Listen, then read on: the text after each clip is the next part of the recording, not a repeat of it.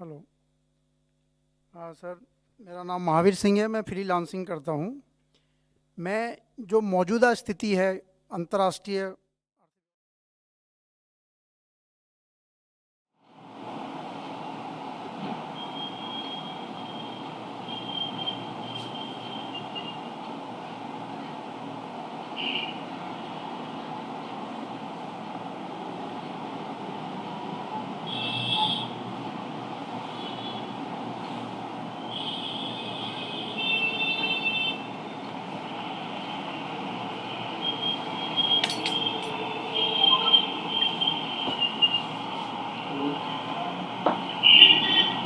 Ini awas baru aja di desktop lagi pun lah.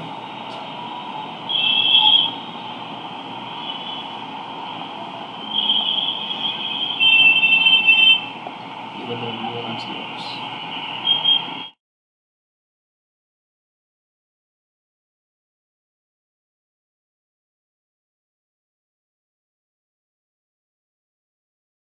Indicators, so I would refer you to that table. 15. Hello. Good afternoon, sir. Janani from BQ Prime. So just would like to get some understanding on the PLI scheme figures that have been given. It is said that 47,500 crore has been for FY22. But can we get a sense on which sectors have been leading this, considering that they were launched at various times, timeline for each particular category among the 14? And the same thing for also the jobs that have been said to have been created, about 3 lakh jobs. For details on specific sectors and at what stage would the investments kick in and what kind of targets they are pursuing or being asked to deliver on, you are better off consulting DPIIT.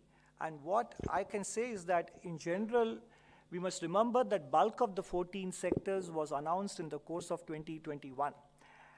And 2022, enterprises across the world would be submitting their proposals and they need to be evaluated, and then they need to be given the clearances, and then they commence their investment activity before they can start delivering on the actual production numbers that they have agreed to. So we need to allow for a certain reasonable passage of time before we see what kind of numbers and achievements are being made against the various schemes.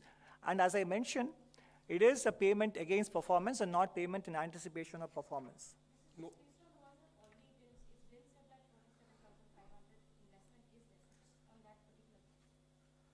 So in the highlights, we have provided some information based on what is available from DPIIT and how the targets that they had set for financial year 22-23 are well on track to be met.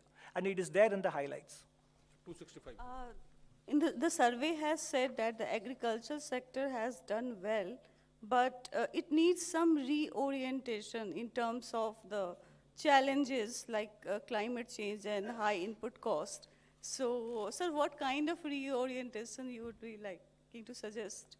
Any comment on that?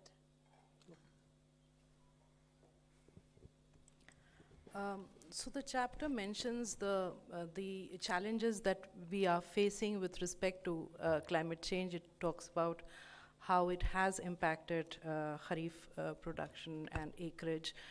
And perhaps what we are alluding to, in fact in the chapter we are alluding to the need to now address that aspect on how do we innovate, what kind of research is required to move to crops that have shorter,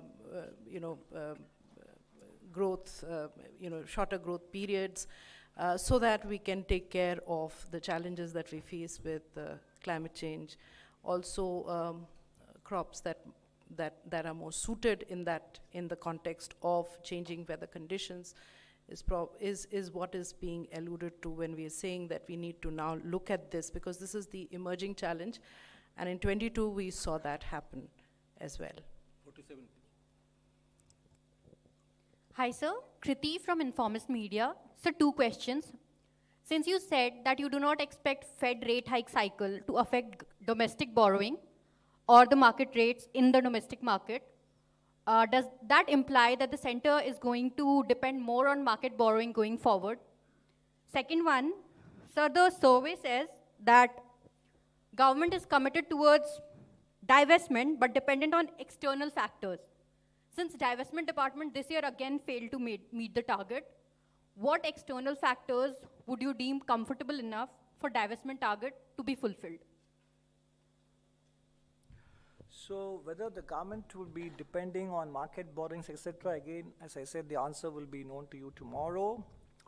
So we won't comment on it. Now, divestment is a function of multiple factors: investor interest, market conditions, etc. And market conditions in turn in India are also influenced as much by domestic factors as they are by global market sentiment and global market trends as well. So those are all the external factors that we must take into consideration in determining the timing of the divestment calendar. Yeah, 18. Sir, you have stated, I am Ujjwal Narayan from Newsrise. You have stated that growth will accelerate in the physical consolidations. Though there is one-to-one relation between both, and how do you explain this in the current scenario? Sure, I understand your question well. As you have, there is a statement that with the growth, the physical consolidation will happen. So how do you, there is a one-to-one relation between the both, and how do you see this in the present context of Indian economy? No, it's an empirical fact globally established that economic growth generates the kind of revenues and economic activity that in turn allows fiscal situation to become more stable across the world.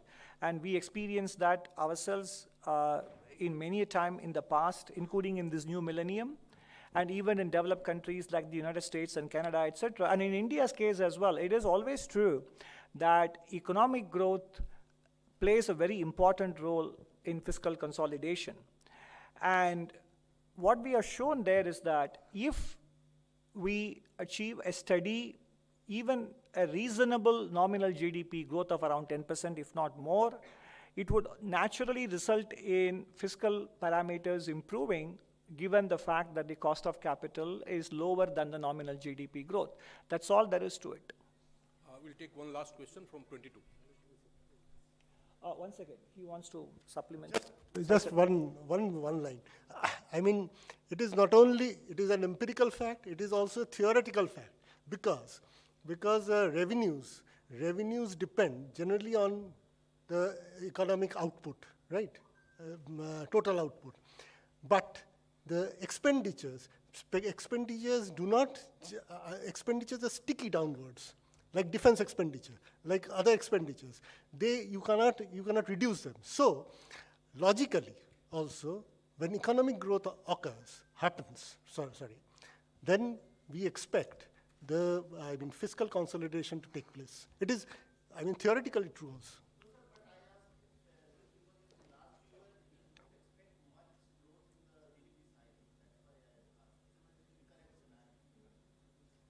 Pardon?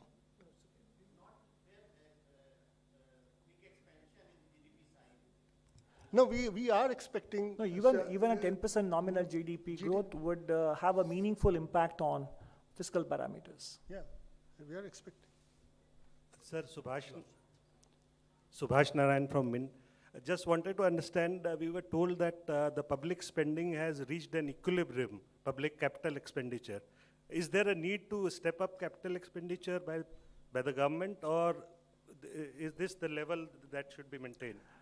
No, I think capital expenditure as a developing country which is aspiring from lower middle income category to middle income category, etc., infrastructure upgradation, infrastructure creation will always be there. The right balance has to be struck between public and private sectors depending on each one's ability to spend and other parameters as well. So there is no hard and fast mechanical or formulaic approach to this.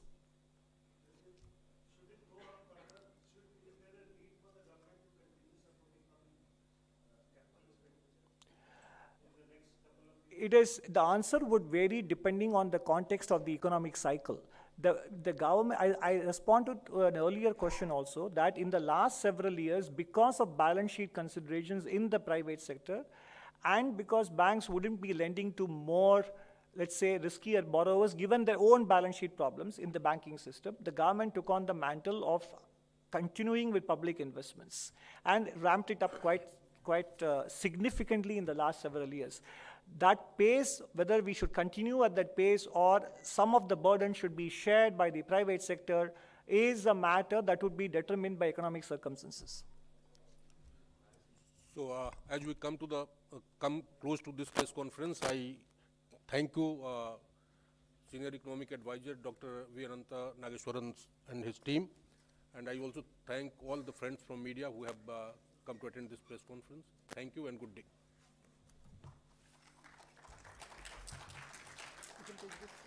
Yeah.